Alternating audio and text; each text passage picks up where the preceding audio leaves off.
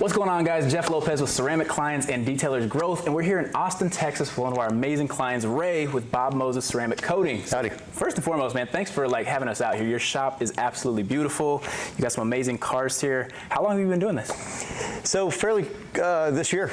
Oh, okay. I mean, it happened out of nowhere. Okay, so but you're like kind of one of those serial entrepreneurs. Like, you've done other businesses before. What made you decide to get into the ceramic coating business? You know, I've been watching my buddy Matt Moses of the Bob Moses. He's the founder. He's the coordinator.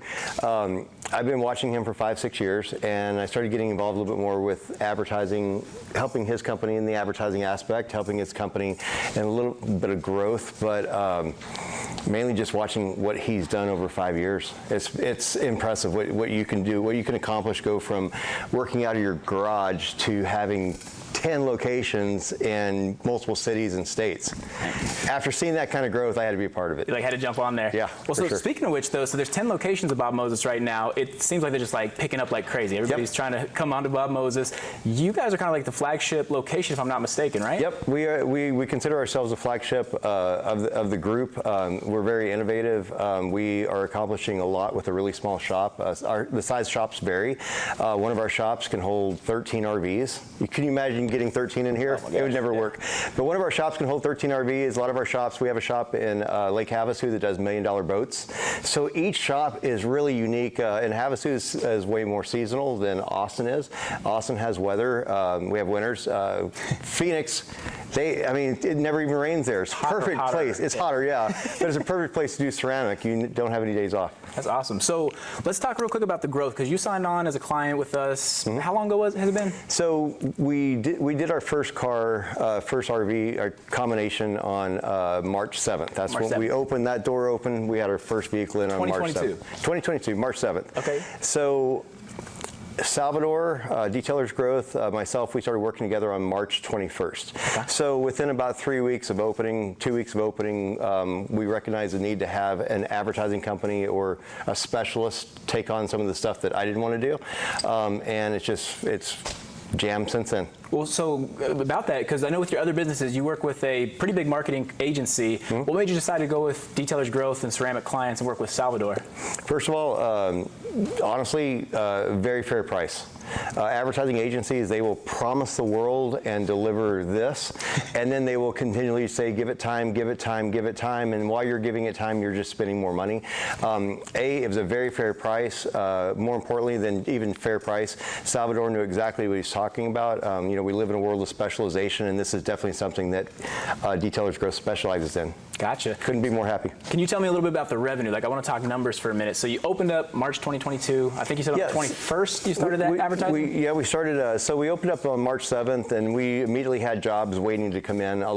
Because of corporate, they already had a bunch of jobs ready for us. So people were waiting for our doors to open. Real quick plug for Bob Moses. He had a lot of business ready to go, because that's how booming the franchise is right now. Seriously, when we opened a franchise, Matt Moses, he runs this whole thing. He had me show trucks, RVs, fifth wheels already lined up when that door opened for the very first time, but that didn't last forever. So within a couple weeks, I knew that we needed to do our own lead generation. Salvador did a really good job reaching out. He was very, very persistent in the fact that, he can benefit. And then so we did a little bit of advertising together, and it was no time that we jumped up our advertising, jumped up our budget, and then we had to hire a full-time scheduler. So now I've got a guy out of Huntington Beach that schedules all of our jobs, which makes my life easier. That's for sure. Good to have. Yeah. Well, so when you guys were doing, and speaking of which, they got construction going next door because you guys are expanding so quickly. Yeah, we are expanding. If you hear anything going on next door, it's construction. That's a great problem to have. Yeah, on a Sunday, it's way better than on a Monday. So. Yeah, and you're even already talking about the lot of crosses empty right now. We already have plans of going there, right? Possible plans. Okay. Possible plans. So the developer who built all these buildings, he sees the cars coming in and out of here, and he's like, if you need to expand, I'll build you a spot over there. So he wants to buy the ground, throw up a building. It's amazing when you have constant growth like this. It's amazing how many people want to be a part of it. And what do you think? Marketing's obviously a great component of that, but what do you think is the magical mixture right now? Because you guys are pacing for more than $1 million in sales. 1.2 million in your first year of business. Well, I'm going to say our main goal was to hit $1 million in business within our first year. We'll probably hit $1 million in a year and a half, but we consider the first 5 months practice. Hey, nothing like that. Even corporate considers that practice. We did a lot of things that have never been done before with this. We've done a lot of advertising that I'm not familiar with before. Y'all are, but I'm not. And so we figured out a happy medium. We're going to run at this pace for moving forward, but we plan on sticking at 1.2 million a year for a few months. I was gonna say it ain't gonna be long. Yeah, I the take pace you guys are going. Yeah, constant, never-ending growth is kind of our thing. That's good. I love hearing that. Real quick, so revenue-wise, first month marketing. Do you remember what your budget was that we're spending on ads, and then what you guys pulled in revenue-wise? When Salvador Detailers Growth, when we started first working together, I think I threw $40 a day at the advertising. Okay. 40 bucks a day wasn't a whole lot. I figured if it could get me a car or a handful of leads or just some people to talk to, I'd be happy. But 40 bucks a day started booking cars. And then we jumped up to 100 bucks a day. And then we jumped up to 300 bucks a day.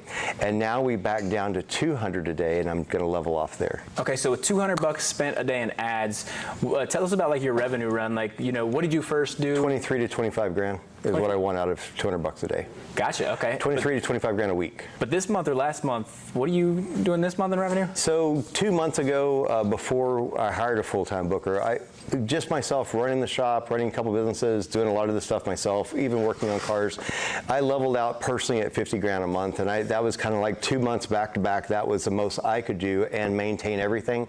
So once I added a full-time booker, you know, full-time scheduler, open the highway, we jumped to 80 grand.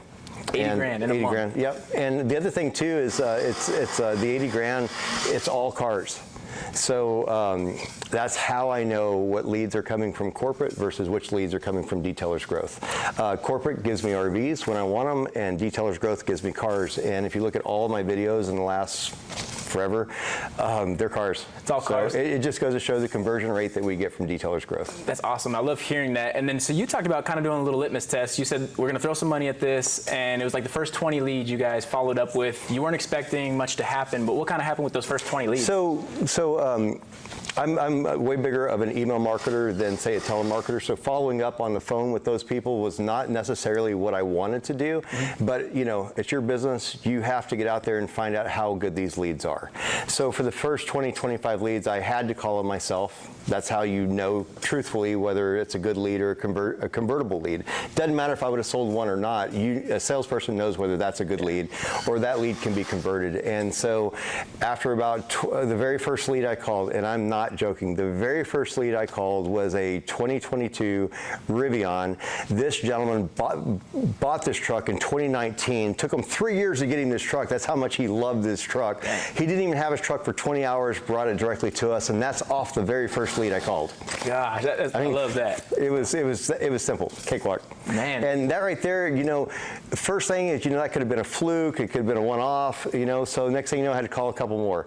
And I think within the first 20 leads, we booked 3 jobs. And when you factor the cost per lead and your conversion rate, and then you figure out your cost per conversion, it was definitely affordable to bring on more cars. Man, and then that's all you've done since is just been scaling the budget up. Yeah. You know, now we're hiring more people. They're building next door. Well, we fast. jumped up to $300 a day in advertising, and I think that that's necessary, that you take some risks like that in order to run for a couple weeks, evaluate, you know, the extra ad budget that you spent, and then you can peel back with a better group, better audience, a better know-how, better ads, better everything. So sometimes you got to throw a little bit more out there than you want, maybe 2 fishing poles in the water to catch that one fish. But I feel like right now we can level off and run for the next 5 years at this pace, if we were satisfied with this pace. Man, so well, you brought up a really good point. So you're not willing to, or I mean, you're not scared to risk, you know, spending extra money to, you know, kind of get the data, see what's working, and then just kind of, I guess, figure it out from there. In the beginning, I was. Yeah. In the beginning, I was like, okay, well, we'll try this, and I'll throw $40 a day at it. But I mean, $40 a day is the price of dinner and drinks, you know. So who can't do that? And then once you've seen some success from that, then you just go, okay, well, what's our conversion rate? Then you start analyzing the numbers, and then and numbers don't lie. Next thing you know, you're okay. Well, if I spent this, I'm going to get this, and that's really, it's a formula. You figure out X number of leads equals X number of cars, and it's a formula. So that's the easiest way to put it. That's why I love digital marketing. Like, that's been my life for a while. Salvador's a beast at it, but it's pretty scientific in a sense that you put money out there, like you just said, it's going to tell us exactly to the cent what our lead cost is. Or law of averages. Law of averages is really what it is. X amount of money is going to give you, on average, X number of leads, and then if you have the same person selling, booking, closing, for me, I was that person for a long time. But if you do the exact same thing over and over and over, now you've got your ad budget, you got your lead flow, you're saying the exact same thing, and pretty soon your outcome is identical. And it's predictable at that point. Predictable, yeah. That's the best word. Completely predictable. So I'm not worried about whether the advertising is going to increase or drop. One thing I do want to point out about getting involved with advertising, here in Texas we do have winters. Texas we have seasons. The one thing that I'm not worried about a slow season, because think about this, and this is something that everyone who gets involved with advertising should think about. Let's just say November, December, and say December, February, January, and February are slow months, right? So if you're going to have slow months, they're going to happen in any industry, but at the same time, like for me, if I know that our closing rate, just due to the seasonal change, is going to drop in half, then all I've got to do is double my ad budget, and I get the same result. So there's some easy things when you figure your formula out, when you know that X amount of dollars is going to get X amount of interest, if you're told the same scripting is important, that you say the same thing every single time, and that's going to get you end results. And it's the end results that we're after. And so now it is all scalable, completely scalable. And so you bring up such good points, and like you can tell you've been doing this for a while. You can tell you're successful in business and probably anything you go into, because really, I mean, when you know your numbers, it's predictable, it's repeatable, it's teachable, it's scalable. And that's like the biggest thing when we're talking to new people coming on. They're scared to spend money on advertising, but you're like, it's $40. That's like dinner and drinks. And it's like that $40 could turn into that Rivian. And that's 10 dinners and drinks. Exactly. You gotta have the right frame of mind. It's like I'll throw a sushi dinner and sake into advertising and walk with more cars. That's how we're gonna start framing it now. It's like just a sushi dinner a day. And, sushi a day. It used to be for the price of Starbucks. But even if you were to throw $10 at advertising, do something. Yeah, just don't do nothing. Yeah, exactly. That's the biggest thing. So I want to pivot a little bit, because I think while we have the opportunity to talk to you, now you're great at sales, and some people think like a great salesperson is born, but just listening to you talk, it sounds like you've just figured out what works and you stick to it. Like you don't deviate from the process. And is that the easiest way to be repetitive? If you're terrible at what you do and you're repetitive, it's not going to get you anywhere. But if you figure out what works, and what we do is we script it out. I mean, we went through, our system records each and every presentation from the beginning of time. So you listen to yourself, you figure out what's best. Next thing you know, you put together the perfect scripting that you're going to say every single time. Then you hire someone and say, don't say anything but this.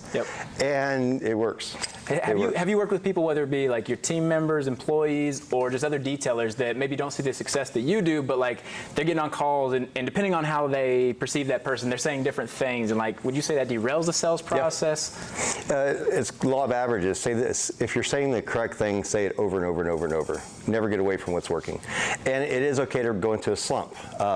If your closing rate is 1 out of 10, it doesn't mean you're going to close 1 out of 10. You might get 30 no sales and then 3 back-to-back sales. So you just got to trust the process, write it out, and do what works. Spend some money on ads, work those leads, say the correct stuff, and provide a product that's got integrity. That's really what it is. Gotcha. So let me just kind of, from the horse's mouth, you said, so we're going to spend some money on advertising. That's going to bring us a flow of business. We're going to practice or get a script, whether that's, whatever you're using, or just sticking to that and just run that process so you can identify how many calls is it taking me to book a client, how many times am I actually getting that car in the shop, and figuring out those numbers. It's all data. And that's the best part. It's just data, and it's all law of averages. So if you're doing this, if you're doing everything wrong, then you're going to get that terrible result. And if you're doing everything right, you recognize what you're doing right, and then you just do that more. See, and the easy part about that, like, see, I love when you say stuff like that, because, like, you can teach that. You can't teach being a great salesperson. Like, that's very vague, but you can teach, do these things, you get this result. Or if you're doing a certain thing, that's why I'm not getting the result, let's start figuring out the variables. Well, that's what I think is so good about Detailer's Growth, is the fact that once Detailer's Growth, once y'all figure out whatever it is y'all figured out in the past, you can multiply that over and over and over. And so many people don't want to hire an advertising agency, but I always refer to, as we live in a world of specialization. 25 years ago, the average medical doctor was a general practitioner. Medical doctor coming out of college was a general practitioner. Now they're all specialists. I don't care if it's an elbow, a foot, eye, ear, nose, throat, they're all specialists. So you got to look at the fact that advertising is advertising, but Detailer's Growth is, they specialize in this specific area of ceramic detailing growth. Absolutely, and you said it best. So real quick, do you have some like tips for like the detailers that maybe aren't seeing the success that you're having? Like when it comes to sales, what's that process look like? You're getting the leads. Kind of tell me about your workflow when the advertising's working, we're getting hits. What happens on your end? The workflow as far as converting a lead, right? Yeah. It's a combination of, you got your lead generation. That's first and foremost. You got to have someone to talk to. But after lead generation, there are small little things that you can do to make that lead mature and to make it a better lead or strengthen the lead. Okay. And so we have an email automation. So whenever we generate a lead from Detailer's Growth, it automatically within 2 minutes is going to get an email. And that email is just an educational email explaining what we do, how it works, and how it's going to benefit the company and the customer in the long run. Then the second day they get an email. The third day they get an email. We skip the fourth. We give them an email on the 5th, 6th, and 7th, and then we're done. So from the time that they say, tell me more, I want to learn more, even if I didn't call them, they're getting educated over the next 7 days, 5 out of the 7 days, about ceramic coating. So now you just took a name and a phone number and you built a greater desire. Okay. Outside of that, it's the retargeting. You create good content, not just pictures of pretty cars, but you create good content, and then what Detailer's Growth does is they retarget that content in front of a customer. So not only did we generate one name that's in an email automation, but we generated that name, and Facebook's can continue to put my content in front of that customer whether they signed up or not. That's now they can't get away from you. That's one of the brilliant things. So now you have both a salesperson contacting them because they requested a quote, and our sales guys, they're not high pressure, pretty much sells itself. So you got a salesperson calling, requesting information, providing the customer on the quote. You have an email automation encouraging inbound. You have your landing page encouraging inbound. Landing page is saying, hey, why wait, call us. And then you have your email automate. It's a combination of things that just make the whole thing work. But it's more than just getting a name and a number. It is educating the customer on what you do. And the best way to do that is email automation, a good sales guy, even if it's yourself, and then the retargeting. Gotcha. And good content. Content's king. Oh, that was actually my next segue here. So content, you said, is king. Now, you said it's better to have video rather than just pretty pictures of cars. Yep. And that's something you do. And, like, I've watched your videos. They're very engaging. Like, you make me want to go buy a truck just to get it ceramic coated because I saw you talking about a truck. Yeah. What's that process look like, and why do you think the video's more important than a picture? So, a picture does paint 1,000 words. No getting around that at all. But what a video does, it tells a story. And, when it comes down to videos, I bought a franchise not even knowing what paint correction was. Hey, so if I didn't know what paint correction was, and then again, I got it before we opened. So day one, I knew how to do everything. Our shop guys knew how to do everything. We hired specialists. But at the same time, it really comes down to just, what was your question? Well, so I was asking why video? Why videos? Okay. Yeah. So video content. First of all, little things like YouTube, second largest search engine in the entire world. YouTube is made up of videos. If I want pretty cars, I'll go to Pinterest. But when it comes down to what we do with the customer, I have to justify how much the quote's going to be by what we're going to do. And if all you did is just shoot out pricing, some people just want a quick quote. Yeah. It makes sense that sometimes I just want to know the price, but at the same time, when you take the time to explain how detailed of a process, like how far we go through on the wheels, the tires, the windows, when you go through everything on a vehicle and explain to a customer, you just built value. Building value is huge. Urgency. So the three main things that we teach in our sales team is three things: build value, and we're constantly building value. And even if you get off the phone with the customer and Facebook, retargets them, puts my ad in front of them again, even if he didn't buy then, he will buy sooner or later. And if not this vehicle, he'll have another one in the future. So the retargeting is key, and I just think the content is important. You're explaining, and I think it's important to be repetitive. Explain it again and again and again. The video we just shot, I said the same thing on the last 20 cars, but it's being repetitive. It's the same process, and that's where you build value. The second thing is comfort zone. We are slammed with business all the way into December, so we don't have. By the way, it's what, August right now? Yeah. Busy until December? Yeah, we got business all the way through December. Phoenix is booked out like 6 to 7 months, but at the same time, so comfort zone is just figuring out, if the customer can't do it today, well, when can you do it? Comfort zone is also finding if it's a price point. One of the things that we've added to help increase comfort zone is if they book with us during certain times, we'll do the engine bay of the vehicle, and that has really helped out. We also offer simple things like interior details. So for us to do an engine bay or an interior detail, if it helps that customer be a little bit more interested or book today, then we'll do simple things like that. And then last thing is urgency, and urgency kind of goes along with that as well. I mean, I could book you in May. I'm wide open in next May.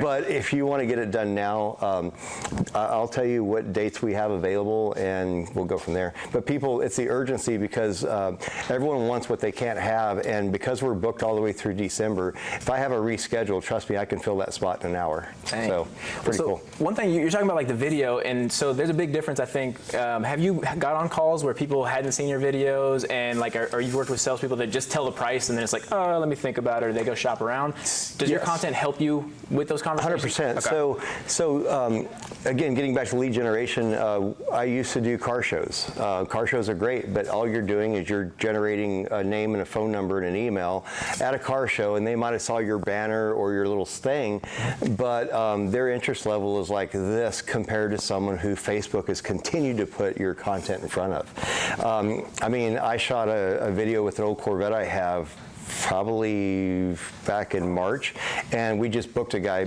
We booked this guy because he said he saw the Corvette video. So I mean, a video I shot 4 or 5 months ago, this guy right here said I would pay anything to get my Aston Martin to look like your Corvette. And so it's the videos. It's the videos. Education, and then be repetitive. And I really want to stress, like, you've only been doing this since March. Like, you're going to do $1 million in business in your first year after getting acclimated to it. Mm-hmm. And you're really like the expert. Like, people come in only wanting to work with you because you're on video. And you haven't been in this 18 years like some of the people in this business. You just put yourself front and center. You're explaining the process, which makes people more comfortable with you. Yep. And it's almost like layups when these people come in. It's just easy. It's almost like a layup. I mean, you should hear our voicemails. Our voicemails are, when's your next opening? Hey, I want to get it in. I know you're slammed, but it's the easiest voicemails because they know that we're busy. We do a lot of our content. It's not just, again, our process on the vehicles, but we do what's called week at a glance. And that's just where we walk everyone through. And this last week at a glance that I shot on Tuesday, 6 cars in here, 4 next door, and 5 out front. And so when you do week at a glance, half these vehicles are started on, half of them are outside waiting to get in, other half are finished and just parked over here. But when you do stuff like that and show people how much work that you have, you got to be doing something right. If every single week I'm trying to figure out how to get another car in here. Yeah. If I got rid of all that junk right there, not junk, my tools, I could put a car right there, and that's like tempting. Yeah, I'm sure. But I mean, you got the build out going on next door. Yep. What are plans for Bob Moses Austin going forward? Like, what do you see on the horizon here? Because you're expanding at a crazy rate. We just built this. They just put our door up yesterday, our big garage door up yesterday. So I think we're going to run at this pace probably till February, and then February hit it hard again. Try some things we've never tried before. Spend some money on some things that'll work and won't work. But at the end of the day, we walk away with what did work, and that's the most important thing. Okay. Well, a couple more questions, and I know you're really busy. Got to get back to crushing it and making tons of revenue here. So what would you say to anybody on the fence of thinking about working with Detailers Growth, Ceramic clients or Get off the fence. Get off the fence. That was easy. Go back and do whatever it is you were doing before, and that's what the results you're going to get, or do something different. And with Detailer's Growth, it's the smartest move, no matter what your budget is. And if you can't afford it, that's every reason why you should be doing it. Man, yes. Skip that sushi meal, put it in ads, double down, and get 10 For sushi sure, meals. for sure. Figure it out. I mean, the amount of money it takes to advertise is nothing compared to the amount of money you can make detailing cars, ceramic coating cars. So spend the money, take a risk. But on the flip side, there's a lot of work involved. You know it. You just can't say pay for an ad agency to do everything and sit back and go, okay, well, I paid you. What happened? You have to put in the work yourself, and that's the hardest thing. A lot of these people are really good at detailing cars, but they need to take a minute and maybe ask Sal for a script. You know, what are other companies doing? And we've agreed to share some of the stuff that I do just because I want to see everyone do better, you know. Yeah. But the scripting is key, and maybe ask Sal for some scripting or at least some direction if you're not good at it. Gotcha. And I have a feeling we'll be seeing a lot more of you, but first and foremost, I want to thank you for your time. Sure. Your shop is beautiful. And until next time, see you guys later.